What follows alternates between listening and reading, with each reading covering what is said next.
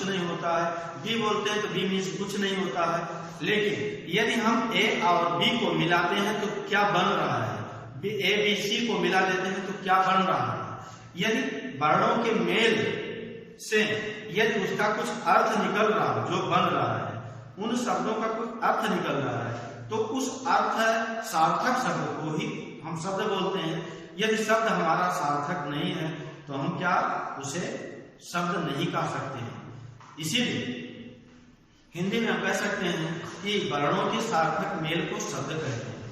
अब हम लेटर जाने और लेटर का टाइप जाने। लेटर के टाइप के बारे में मैं आपको बताया कि मैं सेंटेंस, वर्ड और लेटर, लेकिन पढ़ेंगे लेटर, वर्ड, उसके बाद में फिर सेंटेंस।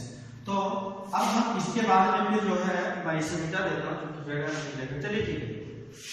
लेटर के बाद में फिर वर्ड आता है। हमारा क्या आता है? वर्ड। वर्ड वर्ड माने क्या होता है? शब्द। वर्ड माने शब्द होता है।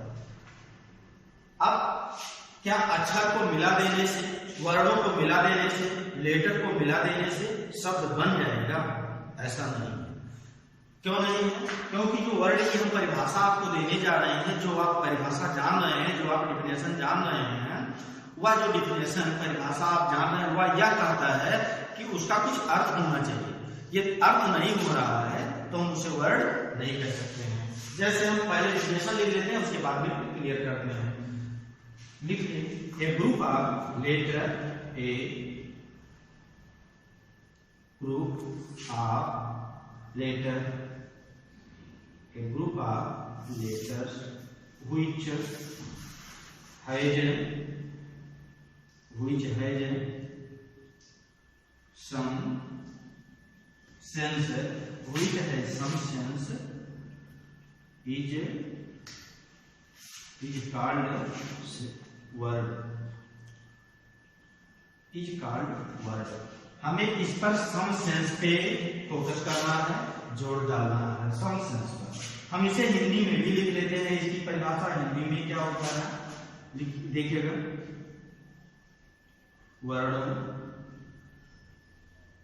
का वह समूह, का वह समूह जिसका कुछ अर्थ, जिसका कुछ अर्थ हो, शब्द का शब्द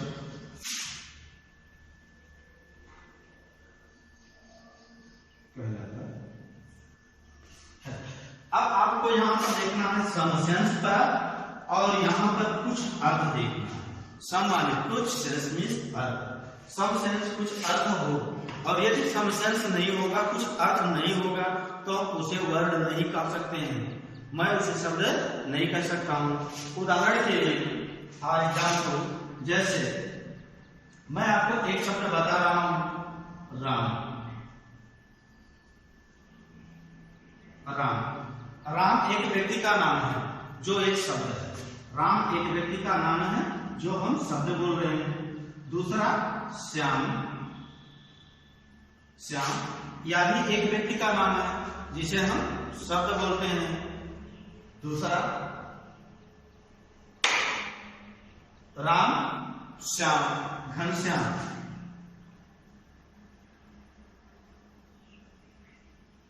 राम श्याम घनश्याम ये सब शब्द है। अब इसे हम शब्द क्यों मान सकते हैं? दिल्ली हुआ, कोलकाता हुआ, आपका गांव हुआ।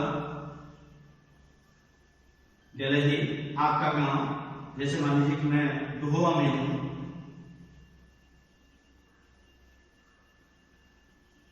दुहोआ में कोई भी किसी भी गांव का नाम, मान्यता कुछ अर्थ उसका होना चाहिए।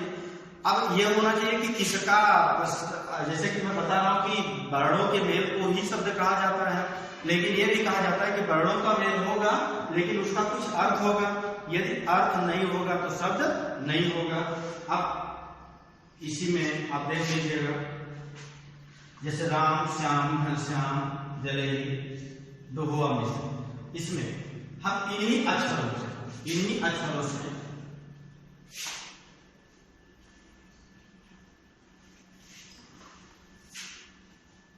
आपको एक शब्द दिया राम, दूसरा शब्द दिया राम श्याम। एक राम हुआ, दूसरा श्याम हुआ, एक राम दूसरा श्याम। इसी को हम अलग अलग कर लेते हैं, जैसा कि मैच कर रहे हैं तो मैच हम लिख लेते हैं A R M, A R M. A R M का मतलब कुछ हो रहा है, आर में पढ़ा जा रहा है, ए आर एम आर में। एक राम हुआ, एक इसी के द्वारा मिले हुए वर्णों से ए आर एम आर में हुआ। आर माने आप सभी लोग जानते हैं क्या होता है, भुजा होता है, बाम होता है। लेकिन अब इसे कर देते हैं M A R, M A R, M A R, कोई यम ए आर चालू है। राम आर और मार, ये मार शब्द नहीं है। आगे देखिएगा Shyam, S H Y M, Shyam. इसी को हमने इधर लिख दिया यस वाई ए एम, नाम नहीं है, ये नाम नहीं है, ठीक।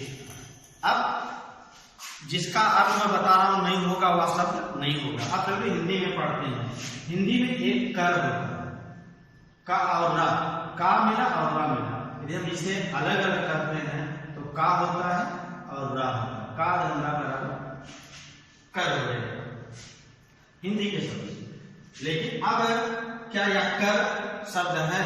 तो शब्द है। क्यों शब्द है? क्योंकि कर माने हाथ होता है, कर माने हाथ होता है। दूसरा कर टैक्स होता है, इसी कर का मतलब इंग्लिश में टैक्स होता है। लेकिन अब हम इसी को पलट देते हैं, इसी को हम रा धन का कर देते हैं, जिसे हम इसमें लिखेंगे र कर, रख। यह हमारा शब्द नहीं है, यह हमारा शब्द नहीं है। क्यों नहीं है? क्योंकि रख का कोई मतलब नहीं होता है। तो जिस शब्द का कोई मतलब होगा, अर्थ होगा, कुछ अर्थ होना चाहिए, सेंस निकलना चाहिए, यह हमें ध्यान रखना होगा। अब हम शब्द कंप्लीट कर चुके हैं कि शब्द क्या होता है। आप सभी लोग जाने कि परिभाषा भी जान लिए, शब्द क्या होता है ये भी जान लिए। अब ये होता है कि जब हम जो हमारा टॉपिक है सेंटेंस, वह सेंटेंस है, जो वाक्य है सेंटेंस है, ये कहां से आया? सेंटेंस आया कहां से? हम वर्णों को मिला करके शब्द बना लेते हैं, लेकिन शब्दों को जब मिला देते हैं तो क्या हो जाता है? शब्दों के मेल को सेंटेंस कहते हैं, शब्दों के मेल को सेंटेंस कहते हैं। अब हमारा टॉपिक जो पढ़ने चल रहे थे वो हमारा आया सेंटेंस कि वाक्य हमारा क्या है। लिख लेते हैं पहले डिफिनेशन, जैसे डिफिनेशन लिख लेते हैं तो हमें कंफर्म हो जाता है कि क्या कह रहा है डिफिनेशन में, व्याख्या में। इसका होगा कि a group of word, sentence की परिभाषा डिफिनेशन जिसे हम कह रहे हैं कि a group of word which has complete sense is called sentence. शब्दों का वह समूह जिसका पूर्ण अर्थ हो वाक्य कहलाता है। ये होता है पूर्ण अर्थ का मतलब क्या होता है?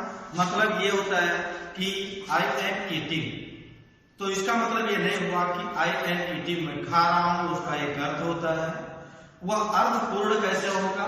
इस सेंटेंस में सब्जेक्ट होंगे और प्रेडिकेट होंगे। सब्जेक्ट होगा, वर्ब होगा, ऑब्जेक्ट होगा, अदर वर्ड होगा, जो इसका एक प्रॉपर सेंटेंस का रूप होता है वह होगा।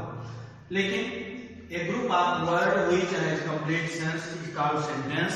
जैसे Poonam is a good girl,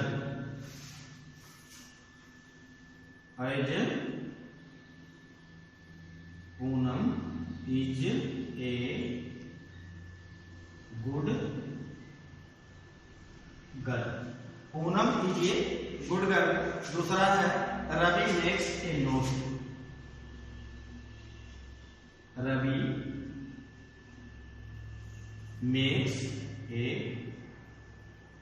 note. अगला sentence do you play cricket, do you play